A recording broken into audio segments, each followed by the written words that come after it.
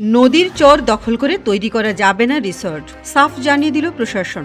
ডুয়ার্সের গোয়ালডাঙ্গা এই এলাকায় নদীর চর দখল করে গড়ে ওঠে একটি বিলাসবহুল রিসর্ট। সেই রিসর্ট খালি করার নির্দেশ দিল প্রশাসন। ইতিমধ্যে সেখানে নোটিশ দিয়ে জানানো হয়েছে আগামী 10 জুলাইয়ের মধ্যে সমস্ত আসবাবপত্র ও সামগ্রী সরিয়ে ফেলতে হবে। প্রশাসনিক সূত্রের দাবি 11 জুলাই রিসর্টটির দখল নেবে প্রশাসন। পরবর্তী আইনি পদক্ষেপও গ্রহণ করা হবে।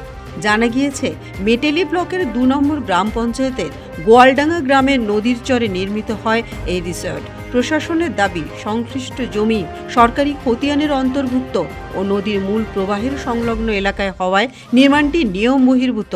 এদিকে প্রশাসনের এই পদক্ষেপে ডুয়ার্সের পর্যটন কেন্দ্র লাটাগুড়ি মূর্তি এলাকার অন্যান্য রিসর্ট ও হোটেল মালিকদের মধ্যেও উদ্বেগ তৈরি হয়েছে।